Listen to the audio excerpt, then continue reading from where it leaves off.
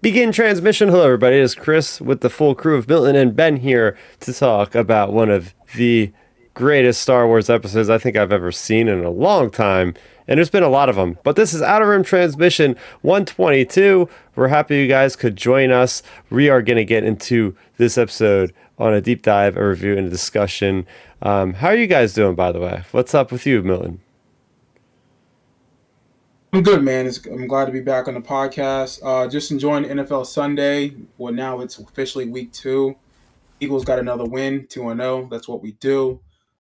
Excited to talk about the most recent episode of Ahsoka. I'm sure everyone here tonight was excited about what we witnessed. So I'm interested to see how the conversation is going to go. But other than that, though, I'm good. Oh, yeah. Speaking of conversation, in the last day alone, the last shift I should say at work today, like literally I've had strangers coming up to me because I had a Star Wars shirt on, what I'm wearing now, like, oh, did you see Ahsoka? Like there's just like everybody is buzzing about this episode from both of my jobs through people online. It is like, it feels like a movie has come out. Honestly, the hype is that high right now. What about you, Ben? I know you have your friend that you often talk about with the show. Did you watch the show with the friend Alex, right? Yep. Yeah, I mean, of course he came over. He was freaking out because, like, the thing is with him when it comes to this show, it's really like special to him just because, like, he was definitely in the minority of fans who liked Ahsoka from the jump. Like, you know, I was definitely in more of the majority of the people that thought her character was annoying and all that sort of stuff. But it got better, and now she's one of my favorites. But so you know, for this show for him, he's like loving it. And then like I've gotten feedback, you know, as you mentioned, you know, you got feedback at the gym.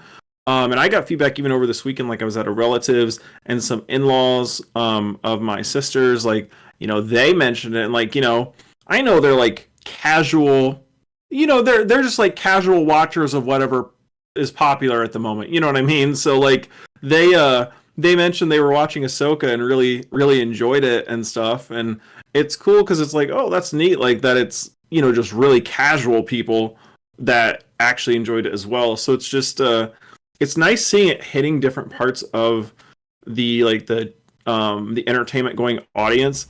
So that's always exciting about this show. But yeah, I mean that's like I think one of the best parts I think of this show that it's brought to the table is it's really brought that like buzz and chatter in the fandom. I feel like whether it be casual fans, whether it be fans speculating, whether it be like any of these sorts of things, like the fans, like the fan chatter is really feeling like it's back right now, and it's such a nice feeling. Yeah, Star Wars is based upon community a lot of the times. It's why it survived through the dark ages of like between prequels and prequels and original trilogy and a bunch of other times where things were barren, and it was a conversation that kept things alive in the community. So yeah, it feels like a mini movie release, and as I'll get into it, I basically had that experience because I was one of the 10 cities that they showed it in, and just quickly going into that, that was freaking ridiculous. So I show up like 6:45 to the Neshaminy Mall in PA, right across the border from New Jersey, and it was mayhem because there was a line that was like wrapping around the inside of the mall because the AMC is attached to the mall there. Unbelievable. At one point, I was like, I don't think I'm getting in. Luckily, it was me and my one buddy and his friend, and by the time we left the theater, they said, "Oh yeah, we had to turn away a bunch of people because apparently, what it was a free viewing. You had to get on there as soon as they announced it because they sold out instantly. But apparently, they sold out. It's saying sold, but it was free. But they ran out of. They had more tickets available than seats available in the Dolby Theater. They showed it in one theater, and they wanted to just make sure that everybody was going to be there. If so, they overbooked it. But of course, Star Wars fans, you don't know what to expect. You don't know if there's going to be people lining up 30 minutes before, 2 hours, 5 hours before. So I was fortunate to get in there. But what I will say is, hopefully, this was a test for Lucasfilm. And from what I could see from other cities around the nation, it was lines out the wazoo at every one of these locations. So just imagine the money they could have made if they put that into theaters for that night only. I would certainly pay $20 to see it, like an epic freaking thing like that on the screen again, easily. Like I'd pay money easily to see that again.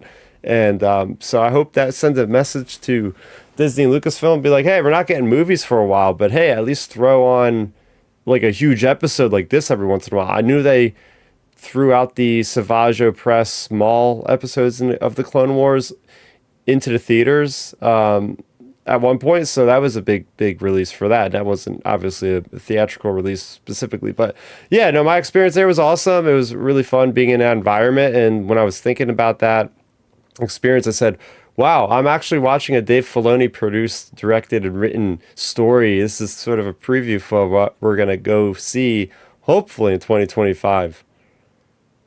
Oh yeah, I mean that's the way to think about that that release. Like I was framing it that way. I didn't get to see it in a theater, of course, since I live in like small town USA. But you know, that's how I was thinking about it for the people that got to go and see it. You know, it gave you kind of a preview of like Dave's idea of how he's gonna like shoot things and make things for a movie screen, because you know he knew well in advance. I'm sure Lucasfilm didn't just drop this on him a week ago and say, hey, we're going to release your episode in a theater. I'm sure they told him that 2 years ago when they were going to do it, you know, like, hey, we're going to do this episode in a movie theater. Or, you know, he probably like told him that or something. Like, so I think, you know, it gives the fans a good idea of like Dave's vision for a movie, which, I mean, of course we'll all get into it, but we all loved it. So it's nice. It's nice, like getting that first little taste of what he's gonna be putting into a theater, and like think, you know, just expand that another couple hours, like to say in a 2.5 hour movie. You know, that's what we would basically be getting it. So like, it's really cool getting to witness people like getting to experience Star Wars in a theater, which you know it's gonna be a long time before we get that. So yeah, I think I don't know. I think it's heading in a really interesting direction, and yeah, I mean, we still got a couple years probably until at least 2 or 3 years until we see that movie. But whenever we do, like, I think it's going to be like a really, really special movie. Oh, hell yeah. Hell yeah. So getting into the show proper, some housekeeping as usual. We have this show available for everybody to watch and communicate and chat with us live every Sunday, 7 p.m. Eastern time. Give us a subscribe to the channel so you'll never miss when we go live. You'll get that notification, because sometimes we are running late. So it's usually around 7. But we also have availability to have this episode downloaded on any podcast network of your choice, Spotify, Apple Music, Amazon, whatever it is. Make sure to give us a rate and review to help spread the positive community we have here on Outer Rim Transmission. So for the latest on this channel, I just, as of an hour ago, published a video on the channel. There was the big Atomic Mass Games, which is the big Star Wars miniature company. They handle Star Wars Legion, the Army game, and Star Wars Shatterpoint, the skirmish type game. Basically, I have a whole video covering the news. So if you fancy that sort of thing, that's on the channel right now. Other than that, I have my comic book reviews I've been doing every week. And as I've been saying, I have been a regular on the Outer Rim Transmission. No, sorry, not Outer Rim Transmission. I'm used to plugging myself on his show.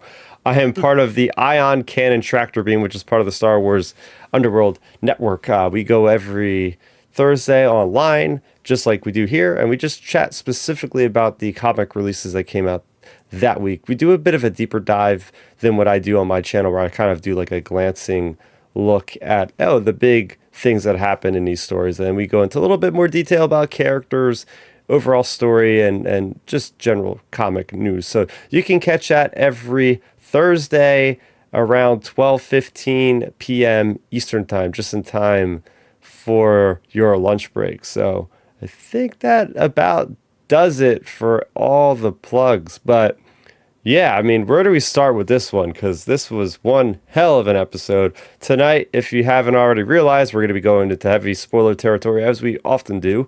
And even Disney's just going out there and throwing Anakin images out, so I'm not really sure what to spoil at this point. All right, so that'll be a nice jumping off point. So I was going to mention that on this podcast. I made a mental note of it during the week. So in my opinion now, you know, I've always kind of had the view of like, hey, a day or two for like spoilers for television shows. But at this point, it feels like you just about got to watch it either when it comes out or just stay off social media until you watch it. Because the thing is, I wake up Wednesday morning and Star Wars has literally tweeted and posted about Anakin at like 8 a.m. in the morning on Wednesday morning. The episode hadn't even been out for 12 hours yet, and they were posting about Anakin. So I think like in Disney's eyes, it's just like, hey, you gotta watch it when it comes out. You know what I mean? Like it's like appointment viewing. Back, you know, it's Mm-hmm. back to that whole thing. So like that's something to keep in mind for our viewers or listeners on here or subscribers on the channel. Like, you know, if you do get worried about spoilers, I highly recommend like staying off social media because the actual Star Wars account posts the spoilers like less than 12 hours after the episode airs. Yeah, it's this whole new theme that Lucasfilm has been testing, right? Now they put the episodes at 9 p.m. They want it to be like The Sopranos back in the day where like, oh, they assume everybody has watched the episode at this point, but obviously it's not realistic. So yeah, good word of warning, Ben. Just everybody out there, just try your best to avoid this stuff if you can't watch it right away. But yeah, tonight we're talking about episode 5, part 5. They dubbed this as the mid-season finale.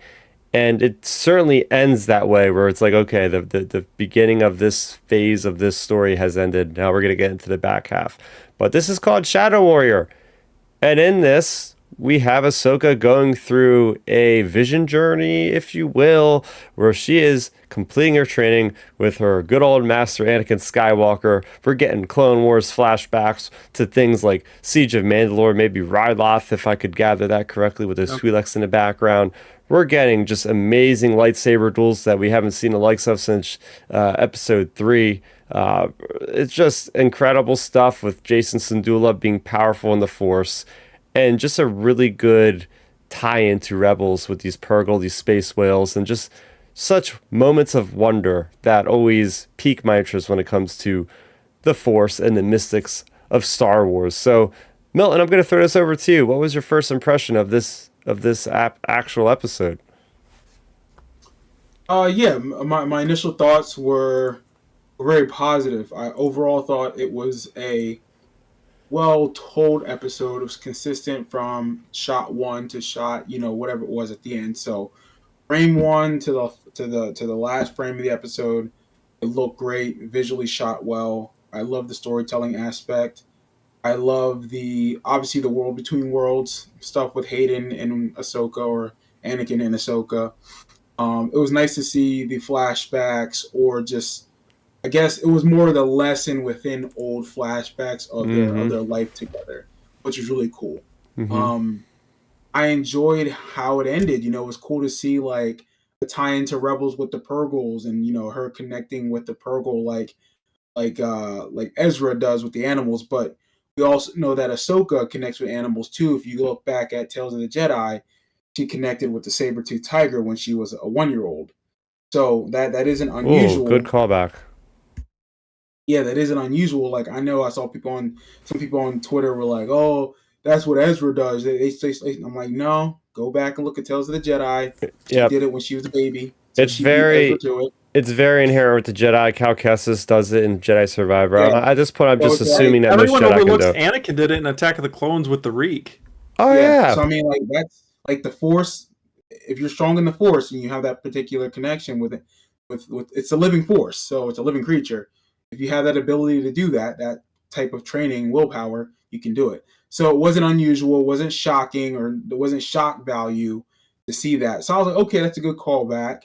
And that, they got into the space whale, and now they're going off to hopefully find Ezra and Thrawn. Overall, I love the episode. I thought it was a well done episode. I didn't have many complaints. Now, I will say Mm-hmm. this though. This is why I can't stand social media too, because of Uh-oh. course I go on Twitter.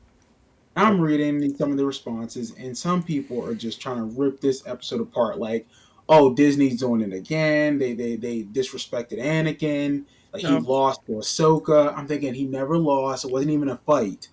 It was a lesson, people. He wasn't trying to kill her. If you actually watch the fight, you watch what he was trying to do. If you use your mind, common sense, he wasn't trying to kill her. It was all about her, in the sense of she has to make a choice. Does she want to continue to fight, or does she want to give up and die? That was the point of the lesson. Like, so I thought it made sense. To me, it wasn't a win or loss. I I saw someone react to whenever he breaks through the smoke, and we'll get to this. He comes through the smoke with the saber, and she like uses like some move to like get the saber out of his hand and hold it to his face. Yeah. people are like, oh, he would have wrecked her. I'm like, of course he would have beat her, but like that wasn't the point this time. Like he was trying to test her. Like that's the point of this whole episode. He wanted to see what she was going to do. Did she have enough fight? As he kept talking about, I'm training you to survive. I'm training you to be a warrior. You know what I'm saying? Like you're going with the times. So Well, it made sense to me, and I'm sure we'll get into it. But I love this episode. oh yeah, I completely agree with all of your points, Milton. I think, I mean, I love the episode from start to finish. Like zero complaints really, other than like social media.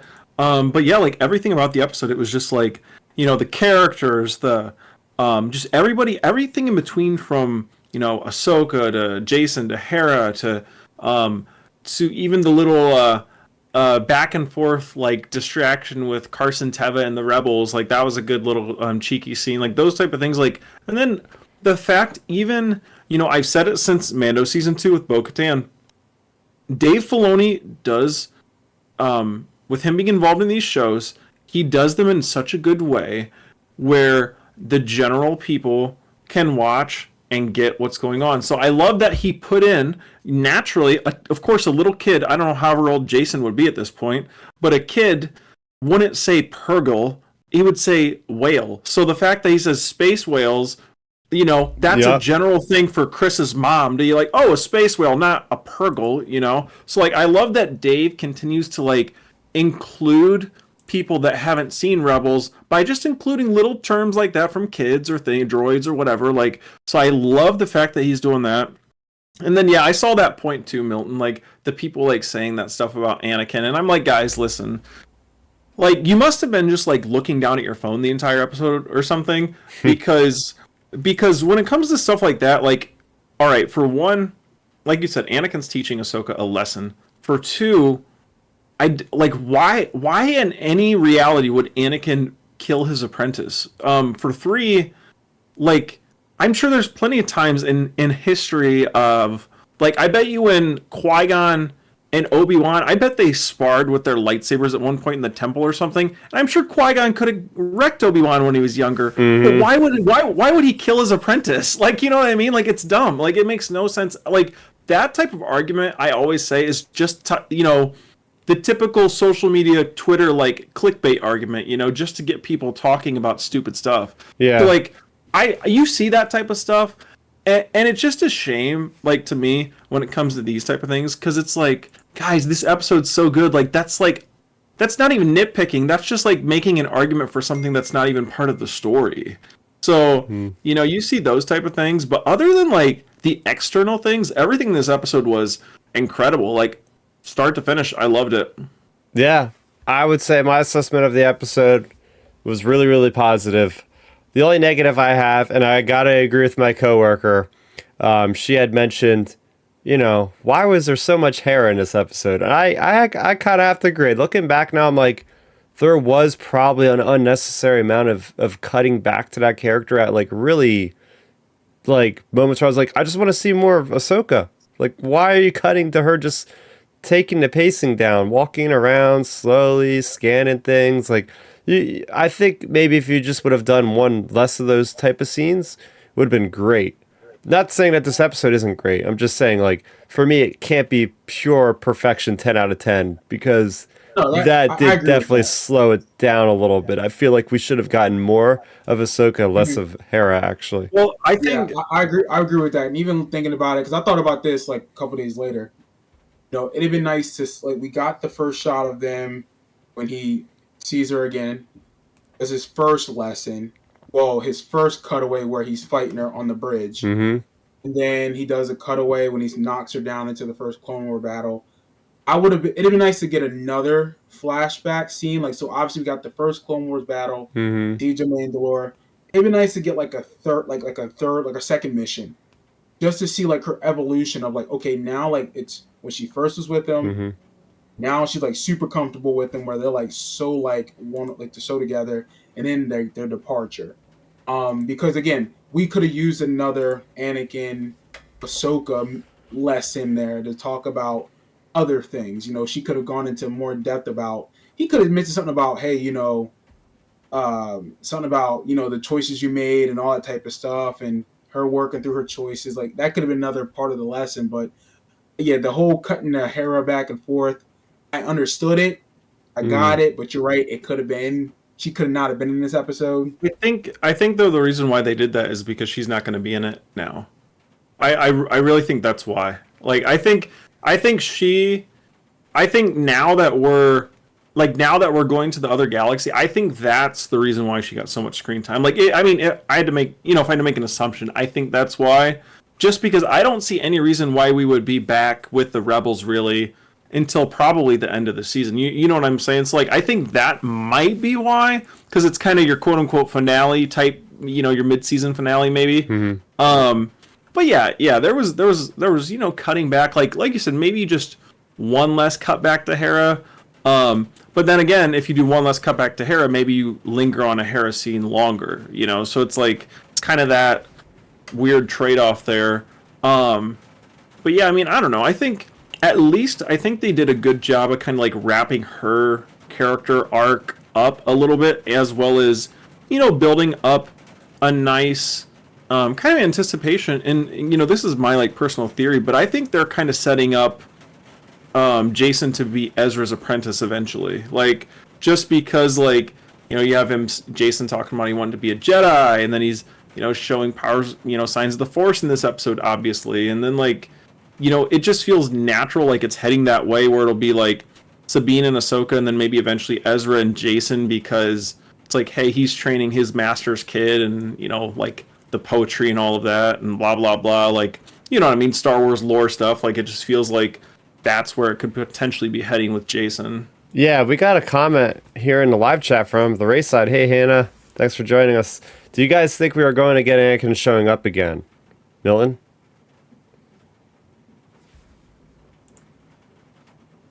I don't know. Not sure. What do you? I mean, I part of it feels like no, just because like this was a special moment. Like you have Dave Filoni that was directly part of this. Part of me wants him to, and again, I literally every day this week I've been probably watching those clips multiple times. So part of me wants him to, because this is part of my theory. Obviously, he is the chosen one. We all know this. Maybe whenever she goes and deals with Thrawn and Ezra and whatever happens, maybe he assists her in some way, shape, or form, like through the Force. Maybe he comes back and teaches her one more lesson. Maybe like she gets knocked down and he like talks to her through the Force and say, hey, this is your final lesson from me. This is why I'm back, blah, blah, blah. I can see that happening. True. That's true. Yeah, I would agree with that. I think with him, we're not gonna get like probably a World Between Worlds scene anymore, because like it was just this episode. But I think I feel like we'll probably get him, like you said, Milton. It's either gonna be like, she goes through like a hardship, like maybe she thinks she's gonna like beat, I don't know, Morgan Elsbeth and some bad guys, and then doesn't, and then maybe Anakin like gives her like the the pump up talk, the Rocky moment talk or something. Or it's gonna be like, or it'll be like your classic, I don't know, like your Return of the Jedi, like Anakin showing up at the end to be like, hey, congrats on like completing the mission or something. You know what I mean? Like it could be something like that even. But I don't know. I feel like, I don't know. I just don't think, maybe not, but we've had so much Anakin. Now they're talking about Anakin openly on the Star Wars social media channels. It just makes me feel like we're gonna at least see him one more time. Yeah, I mean, it wouldn't. I tell you what, it wouldn't be a detriment to the show if we saw him again, especially if they used him right. And my question, Milton, is: Do you think we see him via like a flashbacky type thing like this, where you're seeing him in the flesh, or do you think we're gonna actually see the Force Ghost version? That's the thing I keep going back and forth with. I think if something happens to where it reminds Ahsoka of a mission that they had before, I can see that being a flashback. But then also kind of like a Rocky moment where, in some of those movies, he gets knocked down and he hears Mickey, his mentor, talking to him and talks about like, get up, heart of the lion, or eye of the tiger, all that type of stuff. I can see Anakin speaking to her through the Force, kind of like with Rey Rise of Skywalker, but more direct and be like, hey, Mm. like this is now your final lesson. Like this is what you've been training for all these years. This is why you went through the fire of your guilt and of your choices, and you leave in a Jedi Order and all that stuff. This is why you went through this. This is why I even talked to you in the War Between Worlds. I can see that, and if they do that correctly for whatever situation she's in, okay, great. I mean, again, more Anakin, I wouldn't even complain, but Completely use agree. it appropriately. Don't just be heavy handed with it, because then I can see it where it's you dilute the specialness of his appearances if you just continue to just show him for no apparent reason. It needs to matter. It needs to make sense for the story. Yeah, yeah, yeah. I just feel like it was the end of the chapter. Like she became Ahsoka the White, which we'll get into later on in this show. So it just felt like, okay, she passed the test. He believed in her, and that was it. When she looked behind and he wasn't there anymore, that was a really symbolic moment. Like, yeah, he's not coming back. You know, that's it. And she's calling out to Anakin as she's like falling asleep on the ramp of the ghost as it's lifting off after rescuing her. She's like, Anakin, Anakin.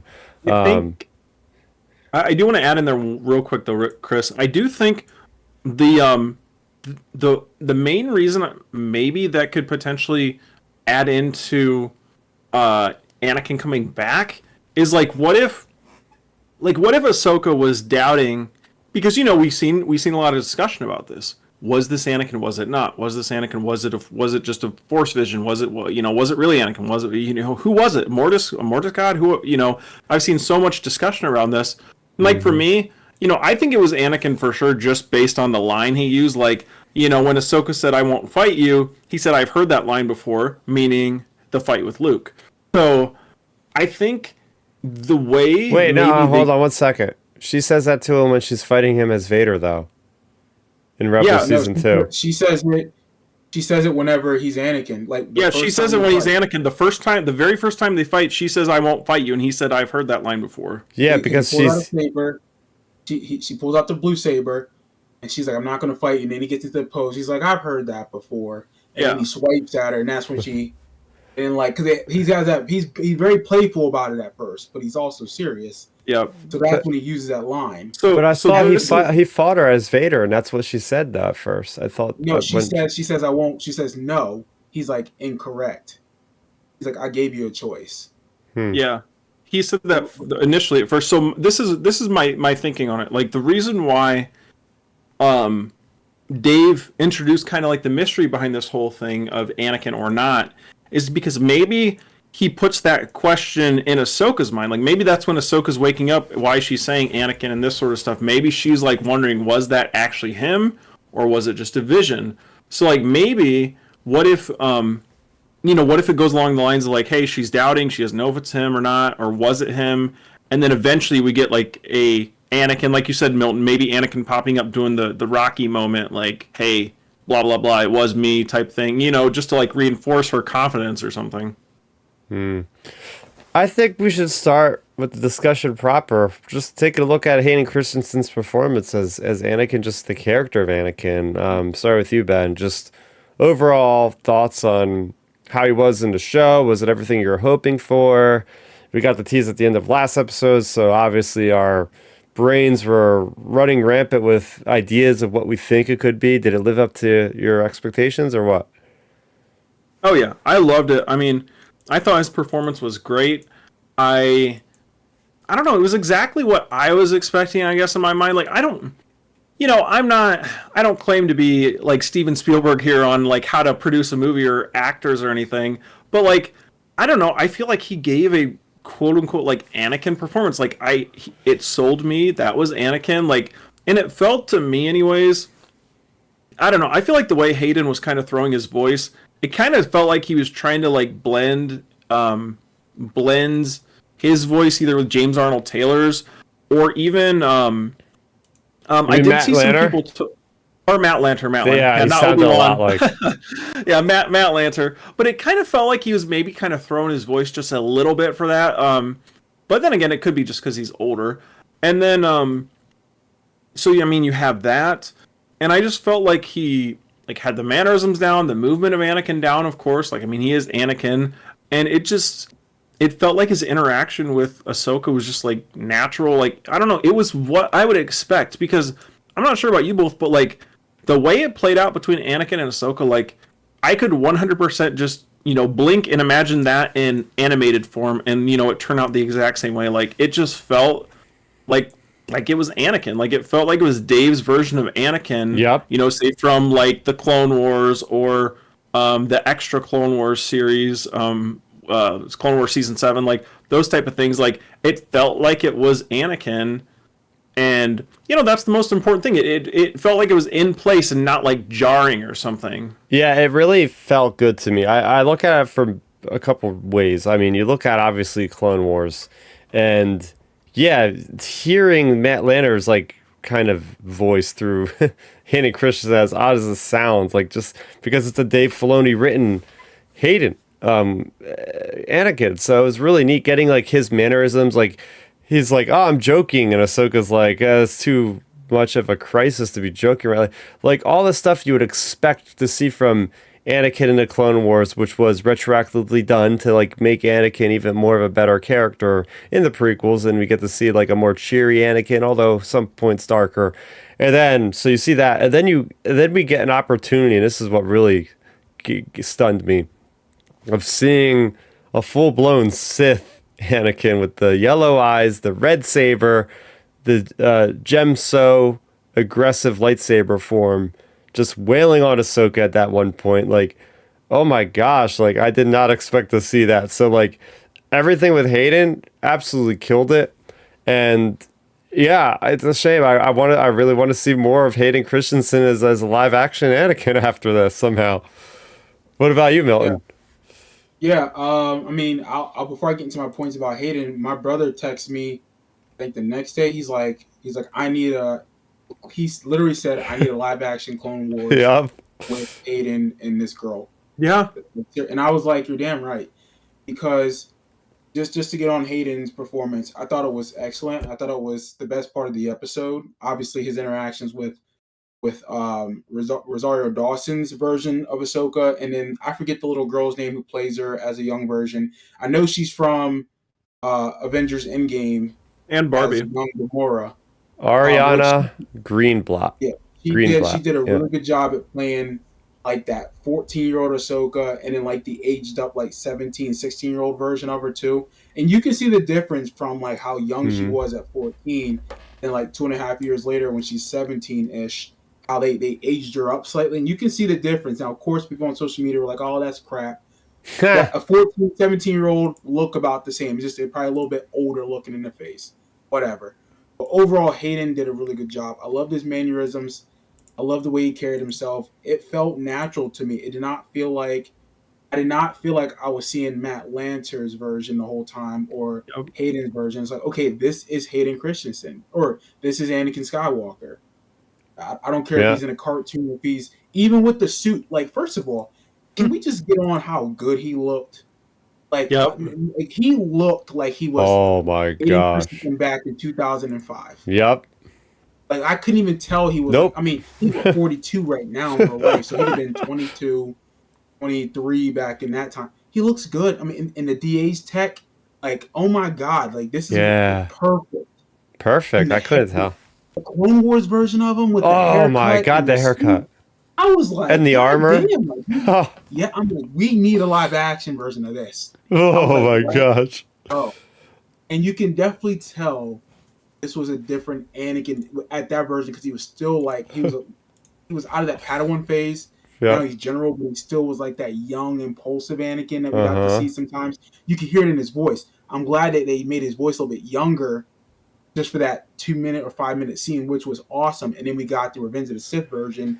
I'm thinking, yes, they were consistent. Loved it. The way I'm telling you, he is the Jedi Master when it comes to a lightsaber. I don't care what anyone tells me. No one can touch Hayden or Ewan McGregor besides Ray Park and maybe Nick Gillard when it comes to using a saber, because he's so good at it. Like, he hasn't lost a step. Oh like, my gosh!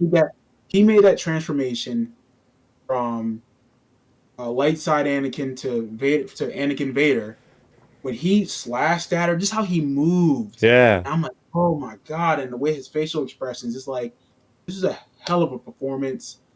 I don't I don't see how people could criticize it. I'm sure people will, but I thought it was excellent. I had no complaints about his performance. I had no complaints about how Dave Filoni wrote the character. I loved the way they blended both live action and animation versions of this character. It was all one to me. Yeah, I love how they get his trademark signature move of like flailing the saber behind his back, like spinning it, and then coming up into an uppercut type of thing, and like it's like, oh, he did the move. I was like Leonardo DiCaprio in a meme, like he did the move. But even whenever he makes it, when he did this, pulled out the saber and it was red, and he came down and slashed. Yeah, he wasn't like he wasn't like just slashing it fast. He like you could feel it. Oh, I know. He paused. He's like, I'm in control. He's like, she can come at me 4 different ways. I'm going to stop. And you can see he was toying with her because whenever she went to flail at him, he just dipped her, spun around, dipped that, just was like, I'm like, okay, yeah, this is Vader.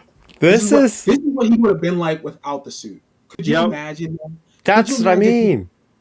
We need to get a what if of what Anakin would have been like without the fucking suit. Sorry, I'm dropping that bomb, but like it's the truth. Like, imagine us getting him without the suit. Yeah, how badass he would be. I mean, I think it was. Yeah, I think it was like basically with the suit. I think the breakdown was that I've seen before. It was like with the suit, he's like 60% of like the Emperor's power or something, or 70%, and like without the suit though, he's like double of that or something. And that's what I read in like an old Star Wars book back in the day. So it's like, because he lost his organic limbs, so his connection to the Force was severed. He had to relearn a lot of that. I mean, he was very powerful still, but I think in the Rise of Darth Vader book, is that the Rise of Darth Vader book? Yeah. Whenever he's hunting those Jedi, like they talk about how he lost a significant amount of his power. He gains most of it back later, but he wasn't the same. Like he had to relearn this stuff. He wasn't organically attached to the Force like he was when he was all human, So imagine him being in tuned with the Force as a full human being, undamaged for the most part. Like, oh my God, like the potential. And again, we don't need it. It's something that I would want. We don't need it at this point. But overall, Hayden Christensen got his flowers because he did a hell of a job with this episode. I'm sure I'm going to see people hating online, but that's online for you. You know what? This is the version of Hayden, this is the version of love that Hayden Christensen deserves because he put in that work. You can tell he cares about this character. You can tell how he portrayed it, how he fought, how he just embraced Star Wars again, how much he loves this character. So I'm glad we got him back. Oh yeah. Well, to me, also it kind of signifies with the great reaction people are getting, about his character coming back and about his performance and just like all the excitement and buzz around it. It makes me really think that like if we get a season 2 of Ahsoka, he'll be involved. If we get, potentially even in the movie, like who knows, in the movie maybe we get like the Return of the Jedi moment with the Anakin Force Ghost or something, like maybe something like that. Because like I don't think this is even for this series, like, but I just don't think this is the last time we're gonna see Hayden, because like it feels like it's like we're Anakin's back, Hayden's back, like this might be like the transition phase where we get more of some of our Clone Wars era related people in live action.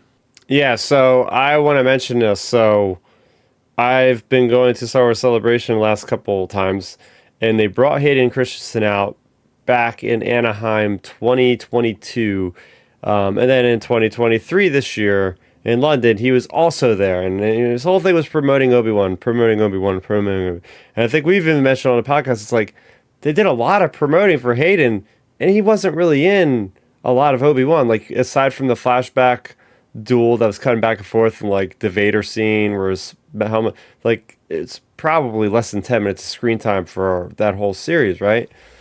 I think they're really positioning him out there in the public to get ready for this, because this is far superior than anything in Obi-Wan for me. And it's kind of like not fair because he doesn't have a lot of speaking roles, but like I think this is what the fans have really been waiting for. I think without a Oh yeah. doubt. Oh yeah, that stuff we saw in Obi-Wan, no disrespect to like the people involved with that show. But that show doesn't hold a candle to this entire episode. Easily, Like yeah, like it doesn't hold a without candle question. to it. Yeah, without question. And that's the disappointing part. But that's another podcast for another day. It's like the biggest thing what it comes down to is this, in my opinion, is that Hayden is getting appreciated as he should be. I've been a Hayden fan since day one. Ever since 2002 when he first showed up on the scene as Anakin, I'd have been 13 years old ish, 14, whatever it was. Like he was my guy. I've always been a Hayden guy and still will be to the day I die because to me he was one of my heroes in Star Wars growing up as a young teenager, and I thought he did a really good job at that time. And again, that's my teenage viewpoint, but as an adult, I still think he did a great job. He did what he had to do with the material that he was given.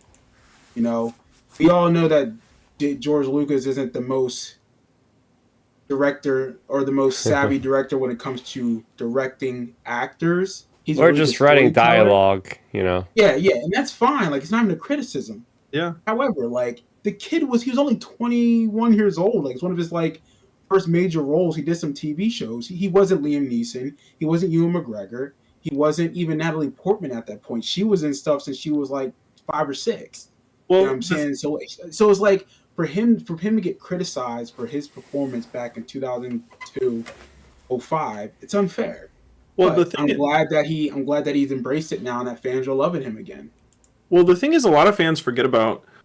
They forget about what happened in the original trilogy with the Darth Vader character because, like, you talk about the lines from like Hayden, in episode 2 and 3, but then you look at all the lines Vader has. Vader doesn't like say the most spectacular, like Oscar-worthy stuff either, and he drops like a few one-liners, like his one apology accepted, Captain Nita, like all those things. Those are all just cheesy lines Anakin would say too, like because like Exactly. I mean even me at first, don't get me wrong, I'm not like the hugest Rogue One fan. I like that movie, but it has its issues. And like at first when I watched that movie, I was like, man, they go and give Vader this cheesy line, don't choke on your aspirations, Commander Krennic or whatever, all this stuff. And at first I didn't like it, and then I double back on myself because I was like, well, Ben, I can't be like criticizing this movie but not criticizing the original trilogy because Vader drops one-liners like that and that too, and that is like consistent with Anakin's character from when he was a human to when he was like in his suit and everything else in between. So like that's like a consistent thing with Hayden's character. It's just like a character thing more than anything. Yeah, yeah. Hey, welcome to the chat, Timbo Toys and Sims. Thanks for joining us. Just throw in your Ahsoka stuff and maybe we'll mention it in the chat. But as far as so far I'm looking back, not going to turning the topic too much right here, but this show has certainly delivered on what it sets out to do. And I think Dave Filoni or somebody behind the marketing at Lucasfilm said position this show as the swashbuckling sword series or whatever sword fighting series. And so far they delivered, except I think every episode except episode 3 has had some of the best duels I've seen in Star Wars in a long time. Going back to, I think it was episode 1 with Sabine versus Shin. Even though it wasn't an adept fight. I think the choreography is so good. Then you see Ahsoka fighting the Inquisitor there at the end of episode 2. Episode 4 was the incredible Baylan Skoll versus Ahsoka. Now we're getting Ahsoka versus Anakin, and we're not even through the whole series yet. Like this felt like a climax of a whole big. Like remember, Kathleen Kennedy was promoting Obi-Wan as this is the fight of the century or decade or something like that. And then already we're getting so much good stuff here. With these fights were more significant than the Obi-Wan fights. And again, I like the Obi-Wan's duel with Vader. I liked it. But it wasn't epic like Revenge of the Sith duel. Let's just keep it real. You know what I'm saying? And to go back to your original point, yes, this show has lived up to what it was being promoted to do. Obviously, it had its slow burn moments, but I think they were doing that on purpose to build us up as they should. And I think this has been an excellent build up in every episode. I'm sure people will disagree with me, but I felt from episode 1 to episode 5, it's building up to as it should be. I think this show has done a really good job with the combat, whether it's with the space battles, with the lightsaber duels. My God, the lightsaber duels are amazing. This is what we've been wanting since 2015. So I'm glad that we are getting back to what that this is Star Wars to us. This like the space battles, the lightsaber duels, the storytelling aspect, the heart. I think there's a lot of heart in this show. I think people aren't mentioning that enough. Yeah, From yeah. episode 1 to now, there's a lot of heart in the show, and that's what Star Wars is really all about. Is the heart aspect of it, the conflict of characters, just the overall consistency of the story from episode 1 to now. So that's what I think has really been a positive about the show. So that's why, to me, this is one of my favorite Star Wars shows, and I can very much see myself going back to rewatch this once this all comes out. Oh yeah. Well, Yep. I think as well, like another thing to think about with this show so far is, I would say almost, viewing the show as like episodes 1 through 5 as part 1, as like the first part. Because like you said, Chris, they were kind of like almost marketing it as like a mid-season finale. So it's like the first real true part 1 of the season. Mm-hmm. So now we're going into like the basically the other galaxy. We're heading that way, like, with Ahsoka and them traveling there via the whales. So it's just like it gives us a lot of opportunities to like expand the story even more. And then like some of the like even the little aspects we haven't talked about so far in this episode. Like I loved seeing Captain Rex. Like I wasn't expecting that at all. So it was great getting to see him. Even he was dropping the line. He dropped a few lines in there. Through via Tamara Morrison. So that was really cool. Like I would have never in a million years imagined we would get like Tamara Morrison giving Captain Rex lines. So I thought that was a great aspect. And it's great. Like Dave's including those little details. And this is just basically the first part of this show. Like we still have the next 3 episodes. So it's just kind of like I wonder what's in store next. And also, here's a question to raise to you guys. Do you think they dropped the little tiny breadcrumb of, hey, Senator Organa's been arguing so much for you for all this stuff. Do you think we're going to see Leia eventually? Because, like, if we cut back to Hera, is Hera going to be in a Republic, I don't know, debriefing thing and Leia so. there? I can say, yeah. Go ahead, Chris. Yeah, the reason why I think this would work because Leia is so much like Hera in this sense, where like Leia in the Blood novel, Bloodline novel, like was having so much trouble with the Senate that she just said, "Screw this! I'm gonna just break off and do my own thing."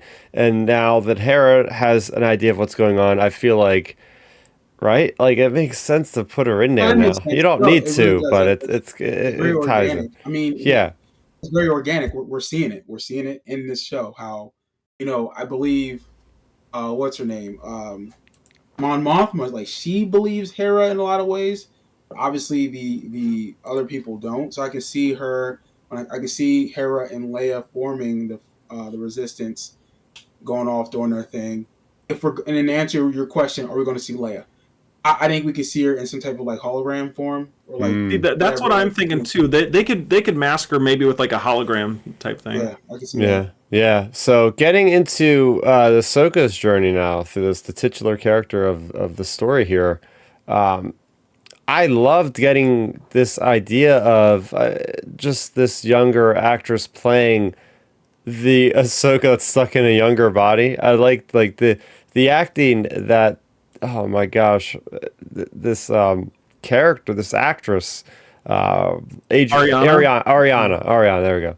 Ariana's performance was fantastic because that's not easy. Like you're playing like the young character, but you're not really playing the young character. And I thought that it really, Milton, you added this a few minutes ago. Like this series has had a lot of heart, and I agree because we've never seen, at least it's never really hit me as hard as it did, like the loss of clone life, like going up and having a quiet moment of like reaching for the hand of the dying soldier, and just like having that little moment was like, oh my gosh, like she's like these clones that we've seen in Clone Wars, like they all have their own personalities, and it all does hurt. Like when Heavy dies, when Fives dies, like all these clones, it's like it's great to actually see that acknowledged in the live action, and I really thought that was a great touch. As it should be, and we saw that in the Clone Wars, obviously animation, because we saw how close Ahsoka and Anakin and Obi-Wan was to their particular battalion of clones. I mean, remember that one general who was like an asshole about that? Paul Krell, he was like, you shouldn't be friends with the clones and blah blah blah. And they're just like, nah, like we got to fight with these people, like they're part of our family. You know what I mean? So it's nice to see how Dave had that translate over from animation to real life, because listen, in war, you do develop friendships and relationships with these people. They become your family. I mean, even clones, like that's their family. You know what I'm saying? They're in the trenches, and it kind of reminded me of shows like the Pacific, or Band of Brothers, or Black Hawk Down, or what's the movie with the guy from Transformers, Pearl Harbor. Like how like the war moments, those quiet moments of those war films are the most powerful moments, because yes, we got the explosives, we got the violence, we got the trauma, all type of stuff, but the small moments of understanding, like, this is still a real thing, this is war, people are affected, there's trauma, there's connections being lost, and she's only a 14-year-old girl who's a freaking general in a galactic war. So I think people forget that. It's like she's doing a lot of growing. This is her training. He says this is your training. Like, you have to learn to adapt. You got to learn to compartmentalize your feelings. Even when he's like, "Hey, come on, there's more troopers coming." She's like, But like my actions. And she says the line like, "My decision or my actions cause lives." Like, imagine dealing with that at the age of 14. When we're 14, what are we thinking about at 14? Girls, school, what we want to eat, what we want to dress, and like little video games. You know what I'm saying? Like, this girl's got to worry about making decisions that impacts other men. Like, I loved how he included that. Like, there's a real consequence to what every action you make as a general. And at 14, that's hard to process. Yeah, I mean, at 14, I was worrying about grinding through the Force Unleashed. But yeah, like, it's true though. Like, it's cool, like, seeing like Ahsoka's, journey like that. Like you said, Milton. Like, it's like, it's like the older Ahsoka and the little younger Ahsoka's body type thing, and it was great getting to like see those different Clone Wars locations and whatnot. Like, I saw people breaking it down, or like showing screenshots and stuff on Twitter, and like, I guess the transition isn't like super clear, but I guess the first, because people, I guess, were, I saw people like posting like shots from the animated episodes and whatnot, but apparently the start of the flashbacks, it was, I guess people like discovered it was Teth, and then it transitioned to Ryloth, when she was like grabbing the hand, that whole thing, and then transitioned to Siege of Mandalore, of course. But like the very beginning, like just the little bits of it, people are posting some screenshots, and it looked just like the Teth stuff. So that's what people are assuming that first little bit of the flashback is Teth, actually. And I didn't pick it up initially. Like, I thought it was just Ryloth and then Mandalore, but I saw that over the weekend and was like, oh, that's interesting, because I just didn't pick that up at first. But I mean, the screenshots, I mean, it looks exactly the same.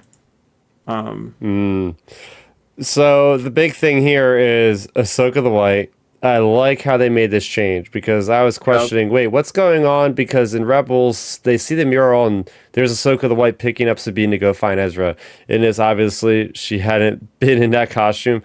But it's great seeing in this how that actually happens, how we actually get to see this worthwhile transition. As we know, Dave Filoni often is inspired by Tolkien, and he's always mentioning Gandalf the White. And there was actually a lot of tweets I seen earlier today, people digging up Dave Filoni old tweets from like 5 or 6 years ago of, with Ahsoka the White and stuff, and having quotes from Tolkien, which was really cool to pick up on. But yeah, I liked the journey. I like how there was a worthwhile.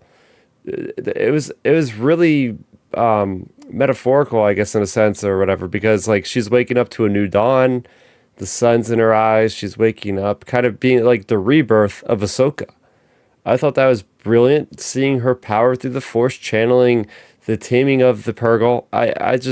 What'd you guys think of this transformation of the character, this big character moment? Yeah, I mean, it was appropriate for what they were trying to establish with her. I mean, it's her having a reawakening. I think to me, it showed, it kind of purged her of all of her like guilt of what happened in the past and all of her feelings. I mean, we saw it in the flashbacks how she talks about how my legacy is death and war. My legacy is about just fighting. And she's like, am I going to teach this to my Padawan? I think she needed to get over all that. I think that was the Mm-hmm. point of this. It was Anakin Mm, says it like, you're more than that. I'm more than that. You're a legacy now.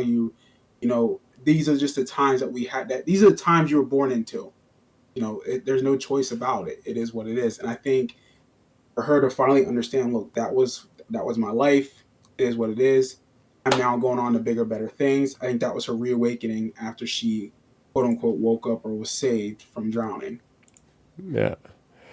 Oh yeah, That, I mean I agree. Like that's the funny thing about this episode. We're all just like, oh yeah, I agree with that point because it's such a like they created this episode in such a good way where you're getting that great character like journey mhm. and transformation with Ahsoka. And like if you think about it, now it makes you look more differently at the earlier episodes where people are like, oh, she's so stoic and blah blah blah and like all that stuff. And now it's like, oh, Dave had a plan for that, and to transition her to Ahsoka the White because like was she the Ahsoka the Wait, what? Gray? Wait, hold on. Star Wars had a plan for once? Ha! Dave Filoni had a plan, so Oh, okay. Let's get that correct. yeah. Let me make this Oh, very crystal clear. Um, I'm not crediting Star Wars as a whole company having a plan. I'm crediting Dave Filoni, the producer, director, writer of the show, having a plan for the show. Um, but oh yeah, my he gosh. like he had a plan because if you think about it, like she was Ahsoka the Grey and she was down and out, and like you said, Milton, she now we have the context that she had the view of like, oh, my whole legacy is just like death and war and destruction, basically. So no wonder she felt so basically shitty throughout this whole series because she's like, well, this is my whole life. I'm 40 some years old, and all my life is like war and losing people and costing people their lives. So like that had to have been weighing on her all those years, and on top of it, her having to be in hiding in isolation, because she had to like obviously stay out of the events of the original trilogy. So it's just like no wonder, and like so it just shows like Dave had a plan for her character, and now she like comes out as Ahsoka the White, like like you can just tell by just even Rosario's posture, like her mannerism just looks better. Yeah. So I really really like that aspect. Yeah. Chris, what were So you getting excited about? I just saw you like, this is why I love having a chat room, a live chat. So this is great because we're getting ideas for people that are a lot more intelligent than I am to come up with this stuff. So we got Timbo Toys in here saying Balon equals Belrock question mark, and I'm thinking like it dawned on me like, oh my gosh, they basically Filoni reenacted Lord of the Rings here, because if you're not familiar with Fellowship of the Ring, yeah, they're in the mines of Moria, and the Balrog like gets his fire whip and grabs the foot of Gandalf and pulls him down to the put him depths. down. Essentially, Balon struck Ahsoka, and she fell down to the depths, and then comes out as Ahsoka the White. Mm, That's a Like good point. that And is like, really I cool didn't think about that connection. either. Because first of all, I think the Balrog's real badass. Like, I love that particular character. Um, yeah, that makes sense. Except for he's not a fire breathing like demon. yeah. But obviously with his saber and even with what he's doing, that makes sense. And obviously, like, I mean, they've been talking yeah, a lot about Lord of the Rings, like Dave and Rosario both. So yeah, I agree, 100% agree. I, interesting. I, I think honestly, I think that we're going to get more of that. I think throughout the show. Hopefully, at the end, they kind of like bring it full circle. Oh yeah, I really think we're gonna. I don't know. There's just so much we can do. Like, and if you think about it, guys, like so the next 3 episodes, I already saw from the same time running leaker that's been out there. So basically, this next episode, cut off the credits and everything. We're gonna get about 45 to 46 minutes of pure content in the next episode. So it's another good length episode. So it just makes you think like the next 3 episodes, it's kind of like almost like a mini movie. Like since it's like, this first half of the season was more like the first part, and then now we're getting into the second part. This is kind of like more like, we're getting to like kind of mini movie territory. And it's just like we're seeing Ahsoka's character transition to, now she's Ahsoka the White. We're getting all this like kind of mythical stuff with like the Purgill.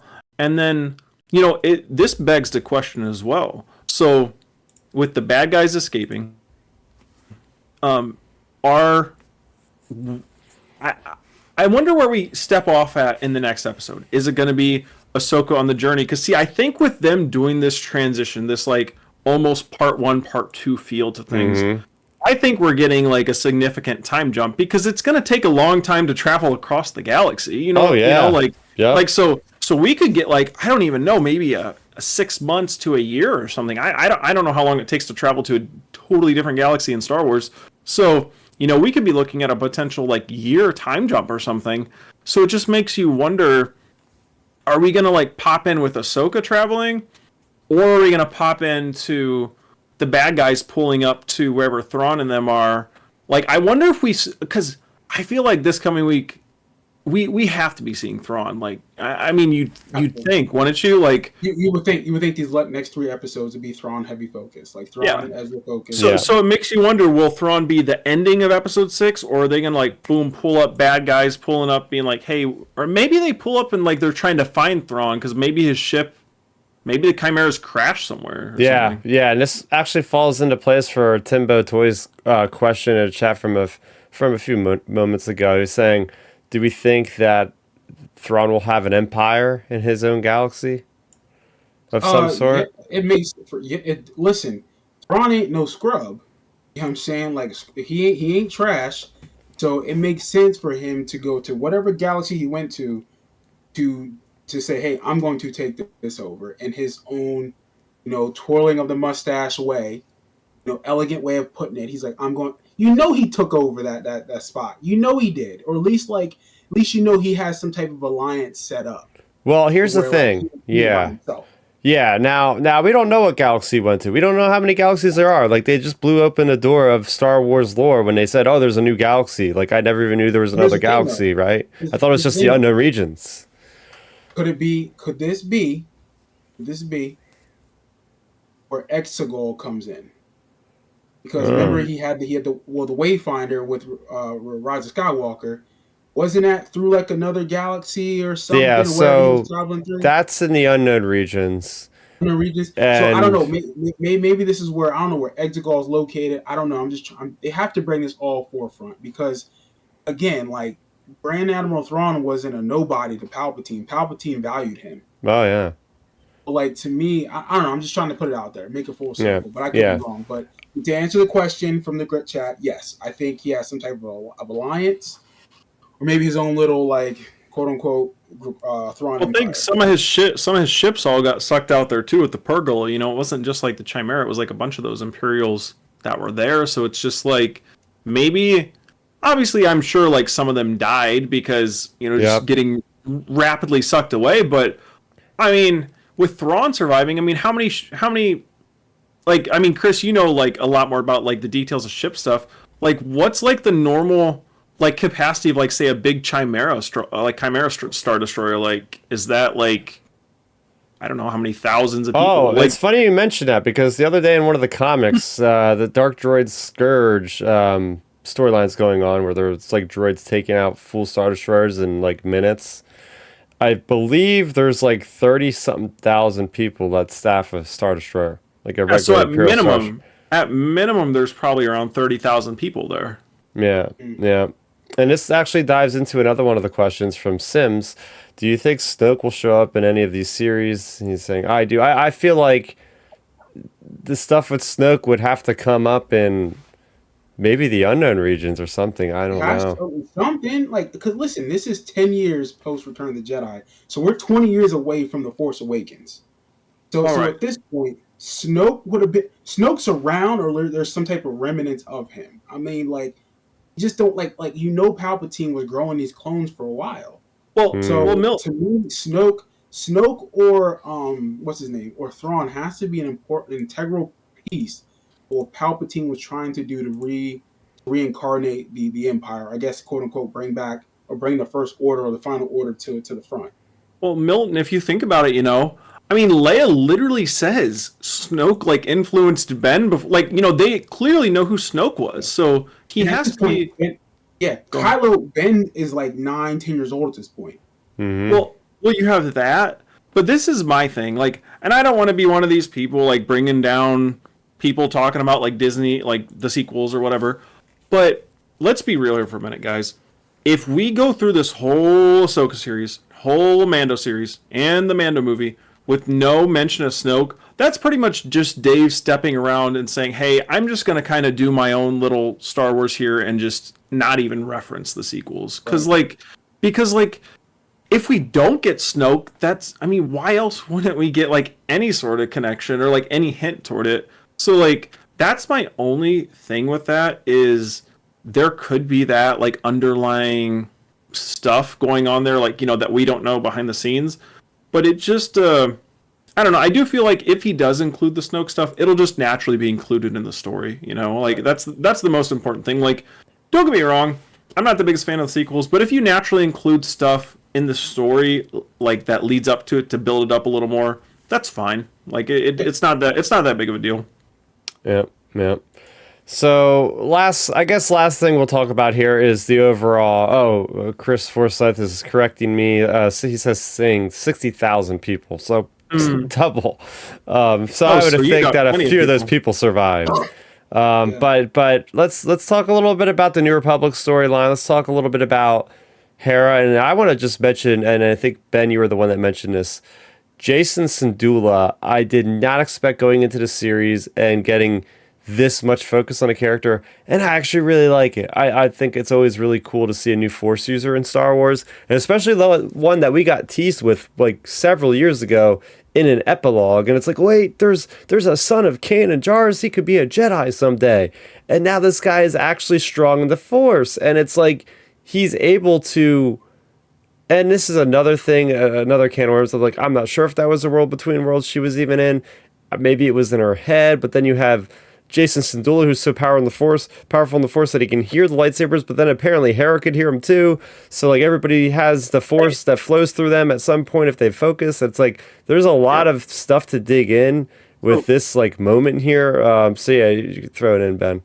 yeah, I have a few thoughts on all this because like this was definitely one of the most interesting talked about scenes I've noticed on social media. I think you have a couple options here. Of course, Jason obviously is force sensitive. We know that for sure now. And also, so when it comes to him like hearing the lightsabers and stuff, like the thing is with the World Between Worlds, I like that Dave left it vague enough for the audience, like for the general, not hard people who haven't seen Rebels. They probably saw the Ahsoka stuff and said, "Oh, that's like a Force vision or something."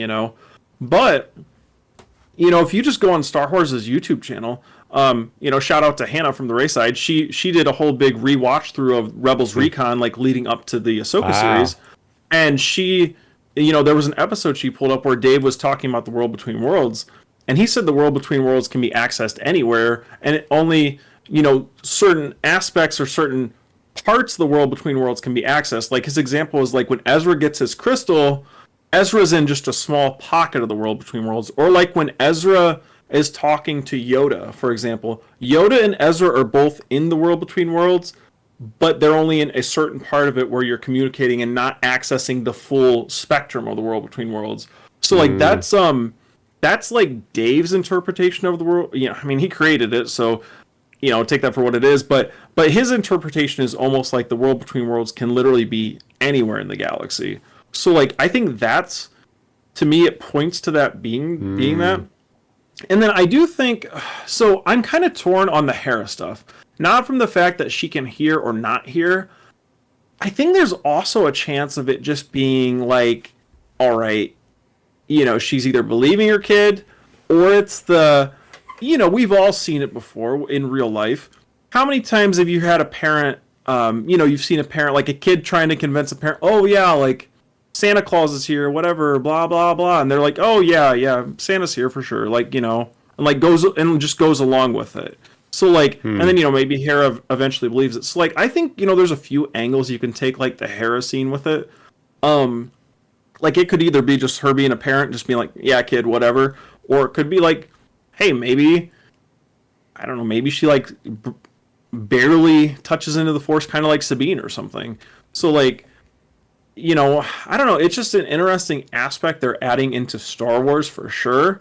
But then again, I mean, like I said before, George talked about that. Like, hey, like, you just need to have the proper training, basically. Yeah. So it's just, I mean, that's coming from Lucas. So it just, I don't know. It's definitely interesting to see the way they do it. I really, though, whether Hera has the Force or not, I think that is the only time we will ever see that happen. And maybe, who knows, maybe that explains why she's such a good pilot.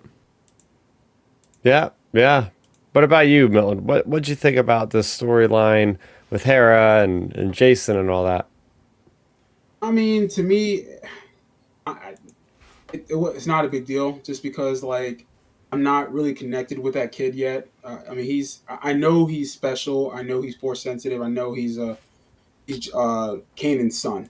I truly understand that. However, it was cool to see that he could hear the sabers. I thought that was cool, but I haven't really connected with his character, so I really don't really have much to say about him in particular. I thought they did a good job at organically tying that in with his like abilities and him really listening and not just going off what he's seeing visually, because we've gotten his lesson from Yoda and from other Jedis. Like, you can't always trust your eyes, obviously. Like, you got to feel with the Force. And he wasn't trusting his eyes. He's like, I'm not going to trust my eyes. I'm going to listen. I'm going to tap into the Force. So that made sense organically. As for Hera, okay. Like, it is what it is. And it was cute. And I guess it worked. So to me, I don't really have much of I'm not really negative or positive about it. Yeah. Just adding in just a couple little things here and there before we kind of give our scores and answer one more audience question here. My thing of the week or whatever, my scene of the week or whatever goes to Huang and Carson Teva, and Huang is just like talking about, oh yeah, Jacen Syndulla, son of Kanan Jarrus, powerful Jedi, and all this stuff. And Carson Teva just like, yeah, okay, sure. And he just goes back whatever he's saying, but it's just like that funny thing where it's like all this crazy stuff, and he's just like, yeah, sure, okay. Like anything in this galaxy doesn't even faze him at this point. It's just like everything he has seen. But it's a random Tuesday for him. Like, yeah, seriously. Yeah, I like that character more and more every time we see him. He just no, he has such like a good like charm and personality about him. And like even when it cuts to the sequence with him talking to the rebellion, when he's like just the way he said, all right, I got a story to tell you, like he like, and then it cuts, it was like just perfectly cut, like just the way it ended on his line, like because I don't know, I just love that character, like he's done such a good job. And John Campea raved about him like on the show Kim's Convenience, like that was where his big claim to fame was from. And like that guy, he does such a good job playing that character, and I don't know, he's just one of my, obviously not favorite, but he's like one of your favorite side characters. Oh yeah, certainly. One last question we have from the chat actually comes from your brother, Milton. Christopher Weber's writing in, do you think the other galaxy is the one that has the Yuzong Vong, perhaps?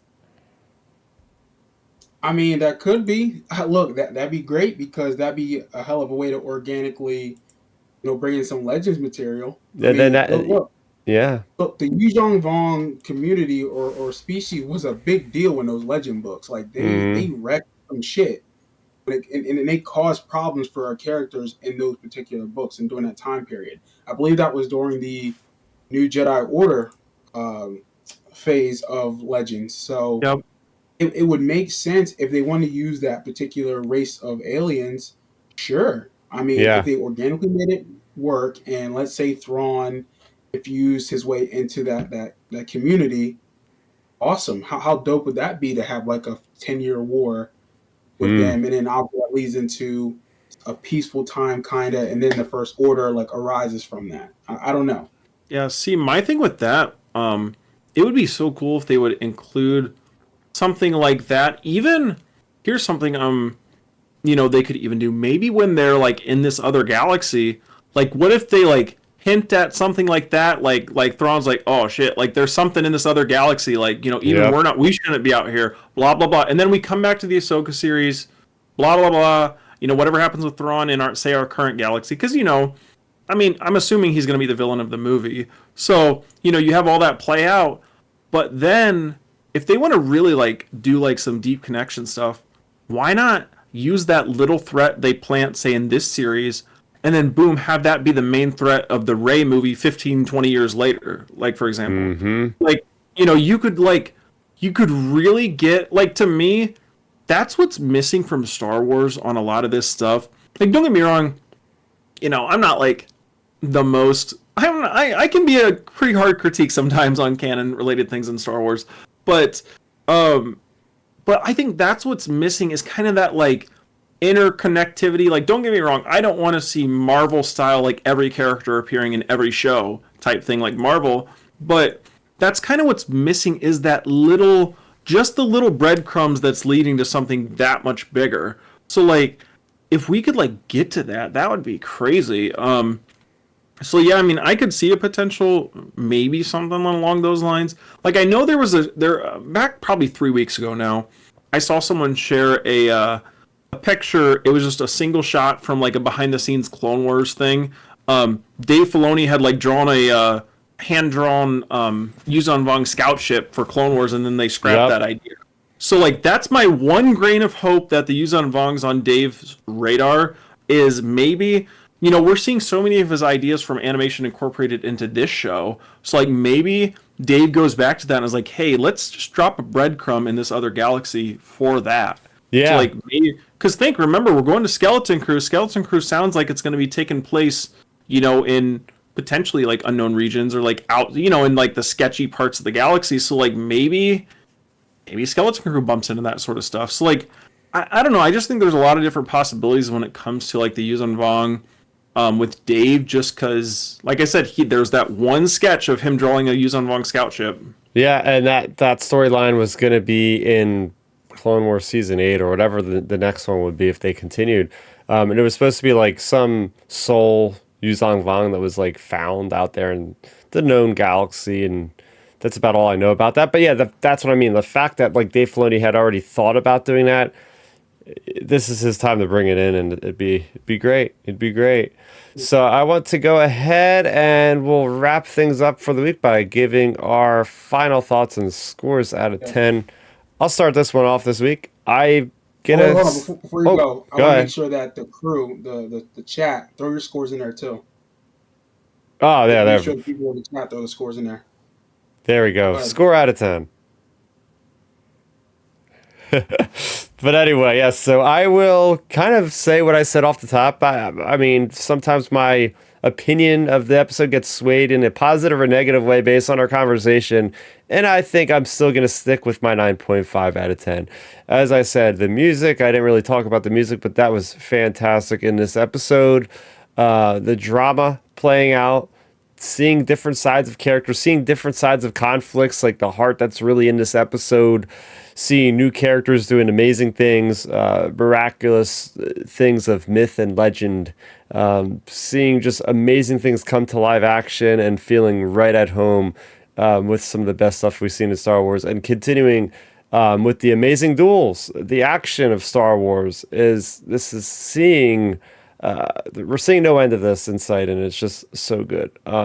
This is a seminal episode for Star Wars, period. I will say that. It's one of the best Star Wars episodes ever, giving us something we would never even dream about seeing, and the fact that it's in reality now, it's so cool. We could watch this, as Milton says, to his heart content every day, watching different clips. That's like, yeah, it's this is pervading throughout the social sphere on all levels, like Ben was saying, in the mainstream. So this is a big one. So yeah, I'm gonna stick with my 9.5 out of 10. I'll throw it over to you, Milton.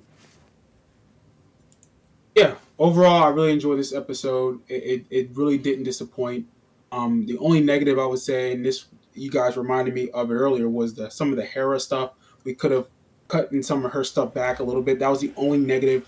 And we didn't even talk about the music with Kevin Kiner. He needs to be the de facto Star Wars music guy moving forward whenever John Williams is officially done. Like if he decides to come back, do whatever you want. But if it's no one else besides John Williams, it needs to be Kevin Kiner because that man knows Star Wars music. I really need to get him and the guy that did Mando. Ludwig. Ludwig. Those two need to do Star Wars. But obviously Kevin Kiner's 1A, Ludwig's 1B, whatever. But Kevin Kiner's that guy. I may have to get the soundtrack to this particular show once this is all done. That's how good it is. Overall, I thought this episode was very good, very well done. Visuals look great. Dueling was awesome. Hayden Christensen, what can you say? He's the man, in my opinion. Always has been, always will be. He's a legend. I mean, I think this episode cemented his legacy as Anakin Skywalker. We got to see him fully fleshed out some more. We got to see a different side of his performance that we didn't really get to see a lot in the prequels. We know what that was all about. However, Dave, you did a good job at bringing us what we wanted. I'm 36 years old.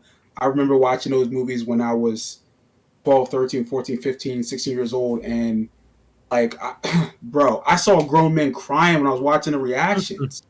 That's you're doing something right when you got grown-ass men and women crying when they see Hayden Christensen's on screen talking. They're like, oh, my God, that's my childhood. I can't complain much about this episode, so I'm giving this a 9.5 as well. I mean, this is some of the best Star Wars I've seen, whether it's movies and TV. So hopefully, the next 3 episodes will crescendo to a point to where it shatters what we just saw recently. Because that's what I want for the show: continue to get better and better and better. Because overall, the show has been consistent, and this episode is some of the best Star Wars that I've ever watched. So yeah, 9.5 out of 10. Yeah, according to Chris Forsyth in the chat, the soundtrack just came out, actually. So there you have it. All right, you know what I'm saying? I'm about to go get that mug. Well, hell, I'm going to download it illegally. Oh, that's great. Disney, don't take us down for that statement from Milton. But y'all can come after me all you want. You know what I'm saying? I got that. I can bootleg that any day. But yeah, for me, I loved the episode. I thought it was great. It was something special. It's something we always imagined. We got our live action Clone Wars. Everyone's been clamoring for live action Clone Wars. We got it. It looked amazing, and it felt like war. So I really liked that aspect of it. I thought it was really good. And then of course all the Ahsoka Anakin stuff was amazing. The young Ahsoka actress did such a great job. I would be very I would definitely endorse more of her. I love Rosario, but if we get more flashbacks with her playing young Ahsoka, I'm totally fine with it. She did a great job. Just imagine, I know this won't happen, but why don't they just give us a 2-hour little Clone Wars movie, Clone Wars thing with Hayden and her, doing something it just a lost mission or something, I would love to see something like that, just because they did such a nice job with this Clone Wars stuff. And then the fact, they're really setting up, this was the first part of the season, and now we're transitioning to the next part. So I thought they did a good way to wrap up this basically part 1, I would say. And I'm excited to see where we're heading into part 2, because there's a lot of different options, that we can lead into. So yeah, so for me, it's a 10 out of 10. I just thought it was great. It's in my top 3 range, top 3, top 4 of Star Wars television. I thought it was amazing. And it just makes me more excited for next week, because now we go from all of this stuff with the good guys to presumably, of course, we're going to get good guy stuff in this next one with Ahsoka traveling, but presumably we're going to get bad guy stuff. And all 3 of us said, guys, this time next week, we've probably, fingers crossed anyway, we've probably seen Grand Admiral Thrawn on screen. So just imagine that. Let's hope. Let's hope. And queuing up the scores from the chat, we have Timbo Toys giving it a 9.5 out of 10 as well, and Chris Forsyth is giving it a 10 out of 10. If you guys want to throw in your scores after the fact, go ahead and just mention us in any tweets and whatnot. You can hashtag outerrimtransmission and look at our Twitter handles down below. But yeah, fantastic episode. It was great to have so much interaction in the chat, whether it be from Timbo Toys, Chris Forsyth, Sims, Christopher Weber. We have my friend Loki from work, or Lofi, sorry, the race side. Yeah, so thanks everybody for joining us. Again, you can always join us every Sunday at 7 p.m. Eastern. We'll be breaking down the latest episode of Ahsoka. It's crazy to say that we just only have 3 weeks left of this awesome engagement and discussion of such I feel like this is a unanimously loved series already, which can't say the same about a lot of these Star Wars series as of late. So yeah, I mean it's been since Mando's. In my opinion, we have not had this feeling in the Star Wars fan universe in terms of just positive talk, speculation, fan theories, having fun with it versus like infighting. Like we haven't had this type of stuff since Mando season 2, in my opinion. Oh heck yeah! So as I said off the top, I just put up my video for the Atomic Mass game Star Wars Legion kind of rundown of what's been announced over the weekend at Mini Stravaganza 2023. So check that out. Again, go ahead and check out the Star Wars Underworld network on YouTube, where we'll be going every Thursday live. Me and Matthew will be talking the latest with Star Wars comics right around lunchtime at 12 p.m. Eastern time every week over there. Milton, where can the people follow you for your sports commentary and whatnot? They can follow me on Twitter at MiltonWeber7 or Instagram at Milton7Weber. Usually, like on Twitter, I'm posting like sports stuff and retweeting stuff. Instagram, I'm always posting some type of like funny memes or sports stuff or workout videos. Come follow me. I like to keep it funny and positive. Again, I appreciate everybody who listened tonight, who contributed to the show.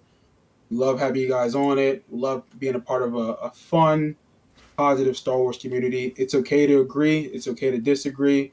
As long as you do it in a way that's respectful and obviously you articulate your point. You're just, being part of the group. So I really do appreciate it. But yeah, follow me at those particular handles.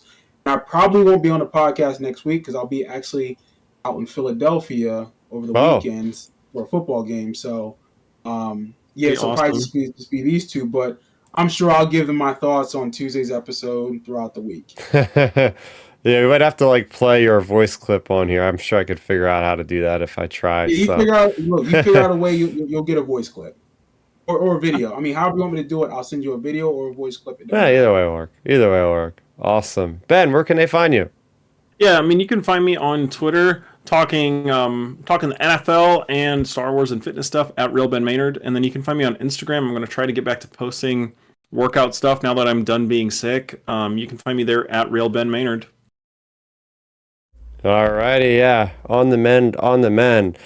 So once again, you can download this podcast on any streaming service of your choice. Spotify, you can check us out on Apple Music, on Amazon, anything in between. And please, if you haven't already subscribed to the channel, do so and hit that bell icon so you'll be notified when future videos go live. Again, we'll see you next week, 7 p.m. Sunday, talking about the latest episode of the awesome Ahsoka series. Thanks, everybody. Good night. May the Force be with you. End transmission.